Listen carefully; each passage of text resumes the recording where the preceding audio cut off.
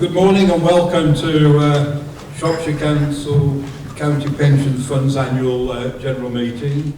I am Councillor Malcolm Pate and I'm Chair of the Pensions Committee. Today we will hear from James Walton, the Fund's Scheme Administrator, who will provide an update following the Chancellor's budget announcements in the summer and the impact that this will have on the local government pension funds scheme in the future.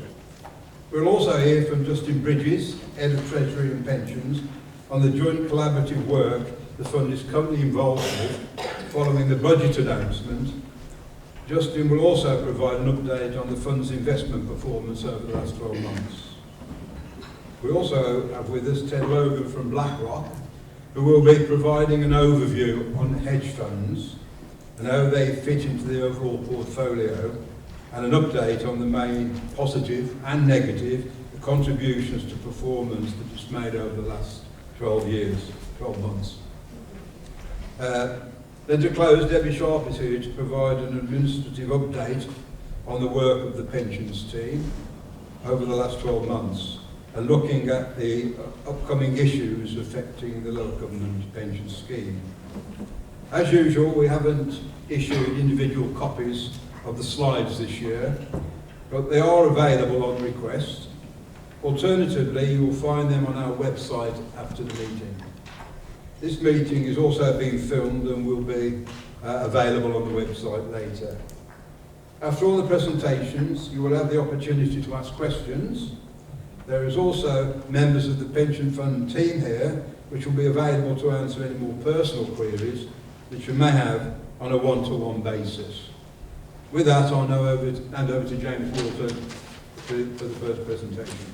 Hello everybody, hopefully you can all hear me. So I'm just going to talk for probably 5-10 minutes, just to take you through an overall update of where we are, what the last 12 months will look like, and what the future looks like for Shropshire County Pension Scheme. So I'll start with the LGPS and the timeline for change. So where we are right now is in a really critical point in terms of changes that are being made to local government pension schemes across the country.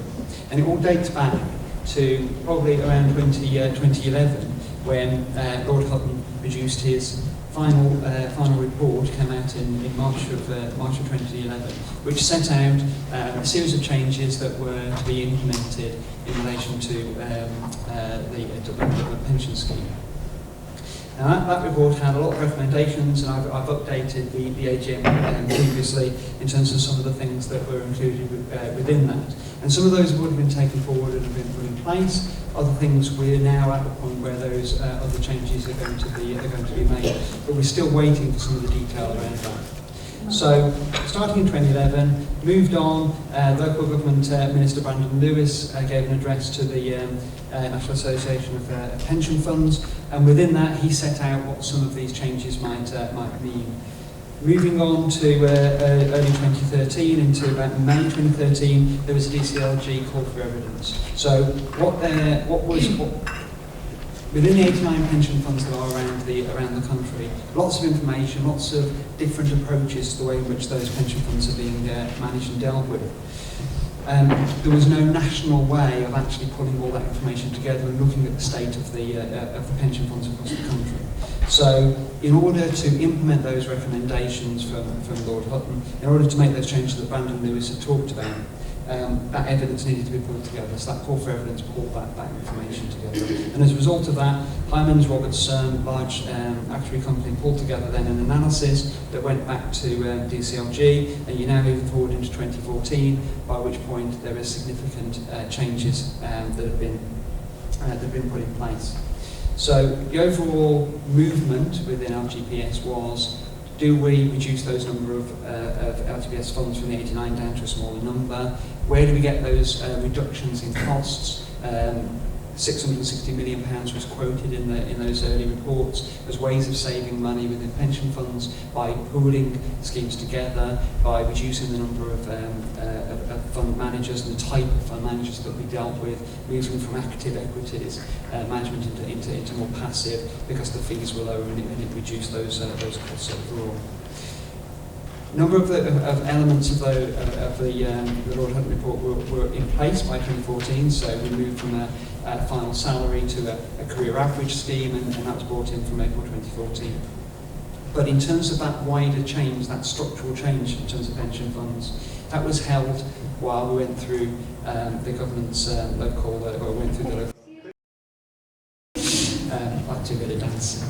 So we had the general election then in May 2015, and that then allowed government to then kind of move on with its agenda. So we then moved into later in this year, and following the budget, which I'll come on to in a second, the LGA, local government officers, along with DCRG government officers, met together in the late summer of this year to then look at what the opportunities and changes were in terms of specifically looking at pooling and the way that would move forward. So at this point in time, we're now waiting for further criteria to come out to what that might look like. But the key message that's coming out is local government pension schemes need to be moving forward of their own volition. Don't wait for specific criteria to come out. So, going back to the summer budget, following the election, what the announcement came out from the Chancellor, so there's a few bits highlighted in there. One was around we need to pool investments across all of those pension funds to significantly reduce costs, but while maintaining that overall investment performance. So we're not expecting to make less money out of this approach, but we are expecting to reduce the costs on the back of it. Local authorities to push forward with their own proposals. So basic common criteria to work to, but don't wait for the government to tell you what to do. You need to be starting to work together and pushing this forward. Detailed consultation came out later in the year, but then we're now looking at waiting for what that specific detailed criteria looks like. But then that phrase backstop legislation, that's really important, because what that's saying is that there will be legislation that will force the hand of individual pension funds if you don't take this on proactively and you don't start working with other pension funds to look at ways in which this can be pushed forward. So, further context at the bottom there, strategic asset allocation remains at local level. So at the moment we have our own strategy in terms of how we're going to generate funds for the pension fund, where we're going to invest, how we're going to invest, our attitude to risk, our attitude to where we want those returns to come from. That local decision making would still be made, that would still be made at a local level.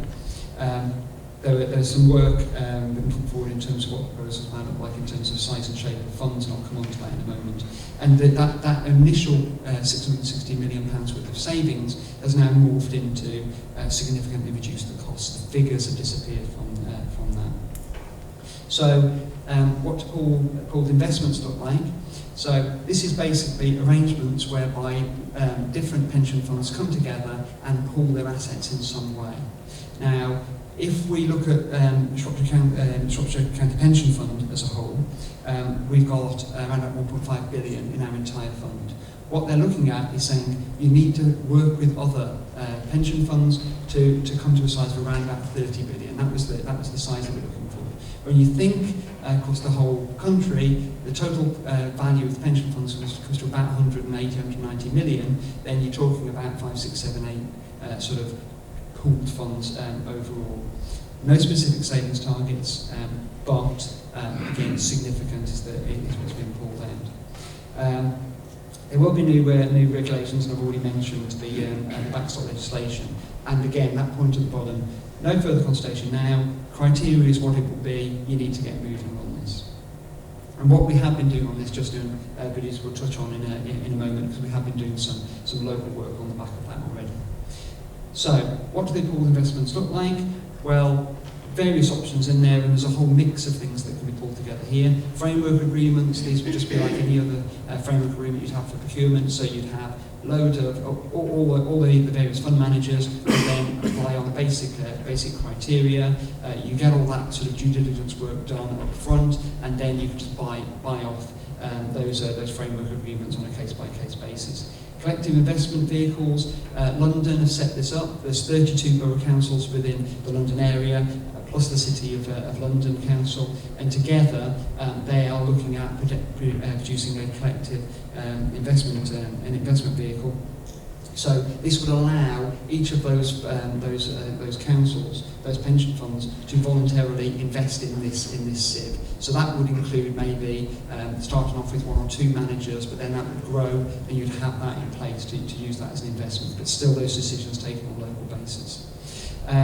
London Pension Fund Authority and the Greater Manchester Pension Fund, they've pooled £60 million worth of resources together to look specifically at investing in infrastructure.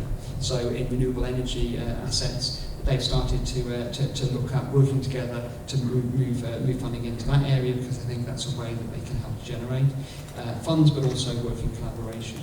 Joint investment team, so again, London Pension Fund, but also Lancashire Pension Fund have pooled resources to look at a joint investment team. So creating a single investment team to actually invest and create funding into the future. All of those things, obviously, there's combinations, there's other options out there. These are the things that have been put in place nationally because there hasn't been that specific legislation that says this is what you need to do. So what the government has said, we're expecting these solutions to be fairly simple. We could have regional funds, so looking at the geographies of the country and putting funds together. So would we look to the West Midlands and pool our resources there? Do you have multi-asset or single asset? Do you have single types of asset class that you're looking at in terms of pooling those investments together? There are one of the issues that's got to be taken into account is the transition costs. Every pension fund has its own arrangements, its own fund managers, and to move that money around into what would potentially be a cheaper, longer-term solution is still going to cost money in the short term in terms of transition. So I need to quickly speed up. So just to give you an overall picture of where those pension funds sit at the moment, if you look nationally, and as I say, the criteria is around about £30 billion in any particular pension fund. Well, we probably fit geographically within the Midlands, which if you pull together comes to about 35 billion, so that sounds quite reasonable. You've got the North East and West and the South East, all of those kind of fit into that £30 billion level. The London SIV and all of the London boroughs together only come to 25-26 million. Is that close enough to 30? But then you've got the South West, 17 billion, and then Wales. Well, you could, I suppose, in theory, combine Wales and South West to get that up closer to 30, but Wales is a different country, different set of different government arrangements, and therefore is that actually achievable? So, in terms of those overall pooled investments, what do we know? What we were basing our thoughts on at the moment. So just to recap, size, we talked about 30 billion. Costs, whatever they, we need to look at what those costs are across each of those options, how much we can save, but also those transition costs. Those governance arrangements across those different pooled funds. How do you move in and out of those funds? Who actually manages those? How do those decisions continue to be made locally within that framework? Looking at those local groups, so geographically, do we say we look to the West Midlands because actually there's a local fit there, or do we say, well, actually we're looking for similar types of pension funds wherever they may be because they have a similar outlook to us in the future? Impact on competition. That's actually quite a detailed point that needs to be looked at. How will those pools interact with each other? How will those fund managers that sit within those pools, so those reduced numbers of fund managers that are then within a pool and providing a particular asset class, what will that do to competition across the country and within pools and also between pools? And we're still waiting for those legislative requirements. So moving on to the last slide, just recapping on that timeline. There we are, right at the end of 2015, moving into 2016. We're waiting for that criteria. We're waiting for that government announcement, which will come through in around about April 16, which will then be, this is the way forward. But what have you done in the meantime? Because you know what we're attempting to do, you know what the overall criteria is. So what have you done to get to that point? There's no point waiting to there before you make any significant changes. Now, I'm going to hand over to Justin now, and Justin will talk a little bit more about some of the stuff that's been done locally, as well as taking you through the actual student performance over the year. But we'll all be around, so if there are any questions at the end, we'll take those on. Okay? Thank you.